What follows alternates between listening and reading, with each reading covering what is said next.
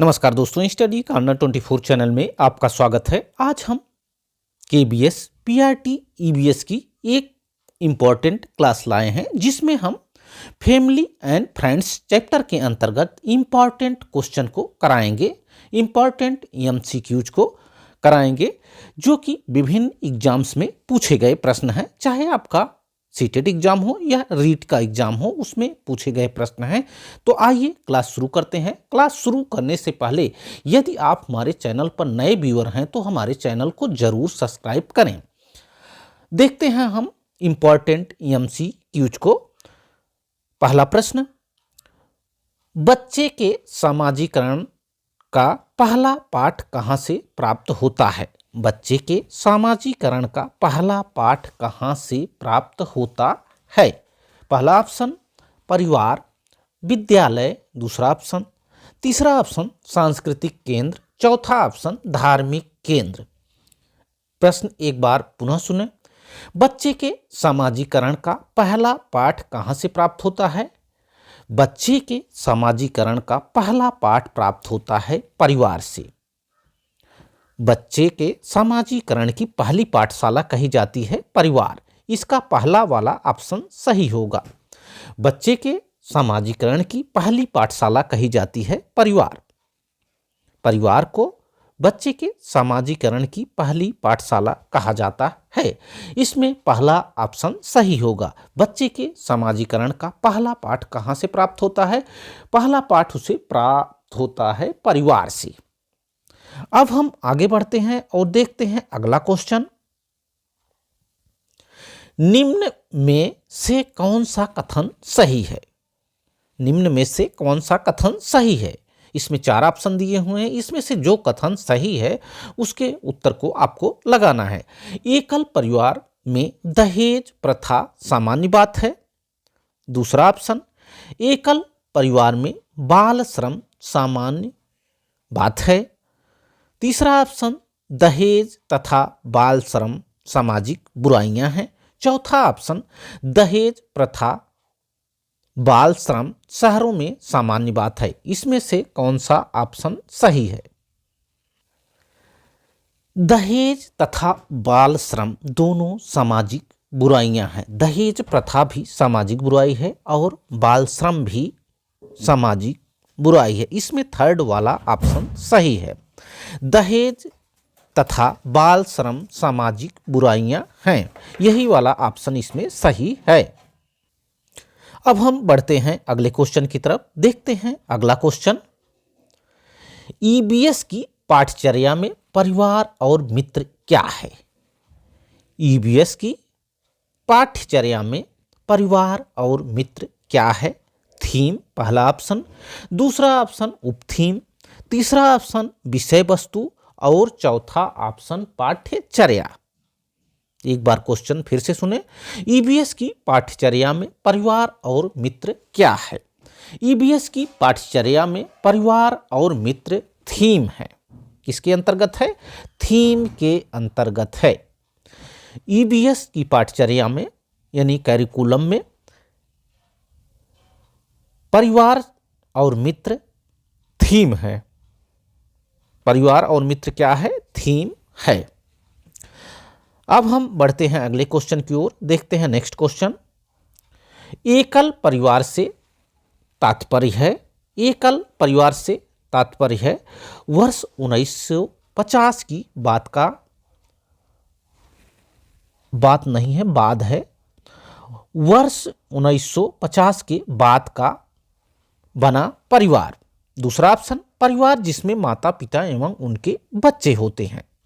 तीसरा ऑप्शन, संपूर्ण परिवार जिसमें माता पिता और उनके बच्चे और दादा दादी शामिल होते हैं। चौथा ऑप्शन, केवल पति पत्नी।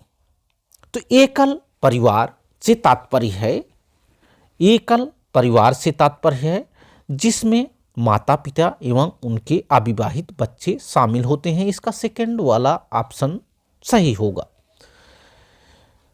यानी न्यूक्लियर फैमिली जिसे एकल परिवार कहते हैं, इसमें माता पिता एवं उनके अविवाहित बच्चे शामिल होते हैं, जबकि संयुक्त परिवार में माता पिता, उनके बच्चे, दादा दादी, चाचा चाची आदि शामिल होते हैं। तो एकल परिवार के अंतर्गत दूसरा ऑप्शन इसमें सही है, जिसमें माता पिता एवं उनके बच्चे आते हैं। किसके अंतर्गत? एकल परिवार के अंतर्गत। अब हम आगे बढ़ते हैं और देखते हैं नेक्स्ट क्वेश्चन। परिवार एक इकाई होता है जिसमें माँ, पिता और उनके 2 बच्चे होते हैं, यह कथन है। परिवार एक इकाई होता है जिसमें माँ, पिता और उनके 2 बच्चे होते हैं, यह कथन है सत्य, क्योंकि सभी भारतीय परिवार इसी प्रकार के होते हैं। दूसरा ऑप्शन सही नहीं है, क्योंकि इस कथन में यह स्पष्ट करना चाहिए कि बच्चे जैविक होते हैं। तीसरा ऑप्शन सही नहीं है, क्योंकि परिवार कई प्रकार के होते हैं तथा परिवार केवल एक ही प्रकार में वर्गीकृत नहीं किया जा सकता है। चौथा ऑप्शन सत्य है, क्योंकि यह किसी आदर्श परिवार का आकार है। परिवार एक इकाई होता है जिसमें माँ, पिता और उनके 2 बच्चे होते हैं, यह कथन सही नहीं है। इसमें थर्ड वाला ऑप्शन होगा, यह कथन सही नहीं है, क्योंकि परिवार में केवल माता पिता और उनके बच्चे ही नहीं आते हैं, बल्कि परिवार के अंतर्गत माता पिता, दादा दादी, उनके बच्चे, चाचा चाची आदि भी आते हैं। यानी परिवार को 2 भागों में बांटा गया है, एकल परिवार और संयुक्त परिवार। इसमें परिवार की बात की गई है। परिवार एक इकाई होता है जिसमें माता पिता और उनके 2 बच्चे होते हैं, यह एकल परिवार का उदाहरण है। जबकि इसमें कहा गया है कि यह कथन है सही नहीं, क्योंकि परिवार कई प्रकार के होते हैं। तथा परिवार केवल एक ही प्रकार में वर्गीकृत नहीं किया जा सकता, केवल एकल परिवार में ही वर्गीकृत नहीं किया जा सकता। यह उदाहरण है एकल परिवार का, जबकि परिवार के अंतर्गत एकल परिवार और संयुक्त परिवार दोनों आते हैं, इसलिए इसका थर्ड वाला ऑप्शन सही होगा। अब हम बढ़ते हैं अगले क्वेश्चन की ओर, देखते हैं नेक्स्ट क्वेश्चन। प्राथमिक सामाजिकरण है। पहला ऑप्शन शुरुआती आयु में परिवार एवं मित्रों से सीखना। दूसरा ऑप्शन किशोरावस्था में समाज से सीखना। तीसरा ऑप्शन प्राथमिक स्तर पर समाज से सीखना। चौथा ऑप्शन शिक्षकों का अनुसरण करना। प्राथमिक सामाजिकरण है शुरुआती आयु में परिवार एवं मित्रों से सीखना। इसका पहला वाला ऑप्शन सही है। बच्चों का सामाजिकरण की शुरुआत बच्चे के परिवार, मित्र तथा अन्य लोगों से होती है। इसे ही प्राथमिक सामाजिकरण कहते हैं, जो स्कूल जाने से पूर्व ही प्रारंभ हो जाती है। सामाजिकरण की प्रक्रिया जीवन पर्यंत चलती रहती है, लेकिन प्राथमिक सामाजिकरण शुरुआती आयु में परिवार एवं मित्रों से सीखना ही है। अब हम बढ़ते हैं अगले क्वेश्चन की ओर, देखते हैं अगला क्वेश्चन। भारत में लड़के और लड़कियों की विवाह की आयु है। भारत में लड़के एवं लड़कियों की न्यूनतम आयु क्या है? जैसा कि आप जानते हैं, लड़के के लिए 21 वर्ष, 21 वर्ष, और लड़कियों के लिए 18 वर्ष, 18 वर्ष निर्धारित की गई है। भारत में लड़के और लड़कियों की विवाह की आयु, इसमें जो न्यूनतम रखी गई है, लड़के के लिए 21 वर्ष और लड़कों के लिए 18 वर्ष रखी गई है। इसमें पहला वाला ऑप्शन सही होगा। हिंदू विवाह अधिनियम 1955 के अंतर्गत ये बात की गई है कि लड़के की आयु 21 वर्ष हो और लड़की की आयु 18 वर्ष हो, जबकि शारदा अधिनियम में बात की गई है इसके पहले लड़की की आयु 14 वर्ष विवाह की न्यूनतम आयु थी और लड़के की 18 वर्ष, लड़के के लिए 18 वर्ष, इससे पहले 21 और 21 और 18 से पहले जो निर्धारित की गई थी, इसके पहले जो थी वह लड़के के लिए 18 वर्ष थी और लड़कियों के लिए 14 वर्ष थी। लेकिन अब जो निर्धारित है वह 21 वर्ष लड़कों के लिए तथा लड़कियों के लिए 18 वर्ष निर्धारित की गई है।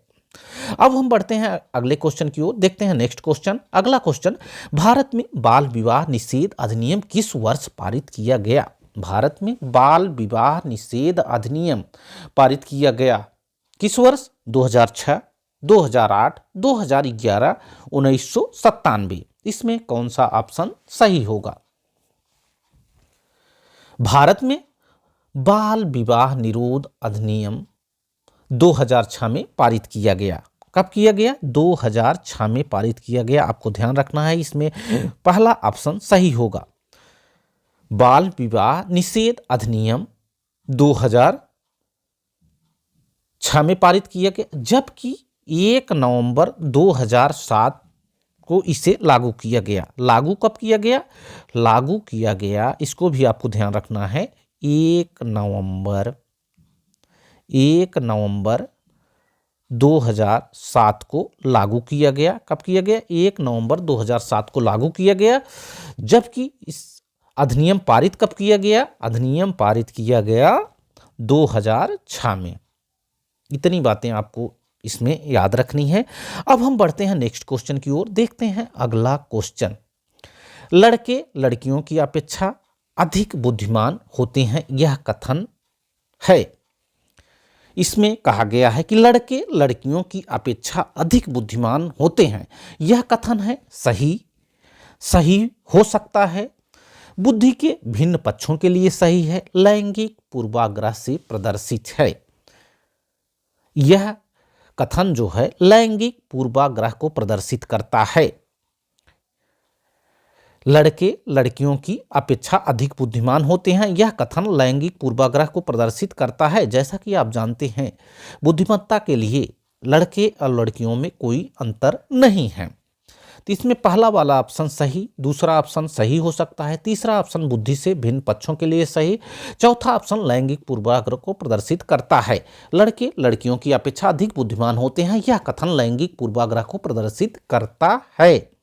अब हम बढ़ते हैं नेक्स्ट क्वेश्चन की ओर। देखते हैं अगला क्वेश्चन। पति पत्नी और उनके आश्रित बच्चों से मिलकर बने परिवार को क्या कहते हैं? इसमें बात की गई है पति पत्नी और उनके बच्चों की। किसकी बात की गई है? पति पत्नी और उन पे आश्रित बच्चों की बात की गई है। पति पत्नी और उनके आश्रित बच्चों से मिलकर बने परिवार को क्या कहते हैं? पहला ऑप्शन संयुक्त परिवार, दूसरा ऑप्शन विस्तृत परिवार, तीसरा ऑप्शन एकल परिवार और चौथा ऑप्शन क्या है? चौथा ऑप्शन है पितृवंशी परिवार। यानी ऐसे परिवार की बात कर रहा है जिसमें पति पत्नी और बच्चे शामिल हों। ऐसे परिवार को एकल परिवार कहा जाता है, न्यूक्लियर फैमिली कहा जाता है। ऐसा परिवार जिसमें पति पत्नी और बच्चे शामिल हों उसे एकल परिवार कहा जाता है। क्या कहा जाता है? एकल परिवार कहा जाता है। पति पत्नी और उनके आश्रित बच्चों से मिलकर बने परिवार को एकल परिवार न्यूक्लियर फैमिली कहते हैं। इसी को न्यूक्लियर फैमिली कहते हैं। पति पत्नी और उनके आश्रित बच्चों से मिलकर बने परिवार को एकल परिवार कहते हैं। जबकि एक संयुक्त परिवार होता है, एक एकल परिवार होता है। संयुक्त परिवार में पति पत्नी, उनके बच्चे, दादा दादी, चाचा चाची आदि भी सम्मिलित होते हैं। लेकिन यहाँ बात की गई है पति पत्नी और बच्चों की, तो इसमें एकल परिवार होगा। अब बढ़ते हैं हम अगले क्वेश्चन की ओर। देखते हैं अगला क्वेश्चन, और यह लास्ट क्वेश्चन है। फैमिली शब्द की उत्पत्ति किससे हुई है? फैमिली शब्द की उत्पत्ति किससे हुई है? फैमुलस से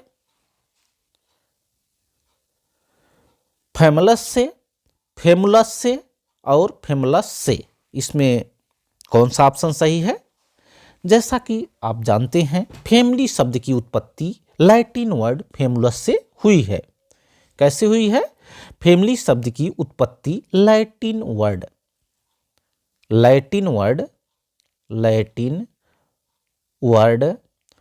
फेमुलस से हुई है। लैटिन वर्ड फेमुलस से हुई है। फैमिली शब्द की उत्पत्ति किससे हुई है?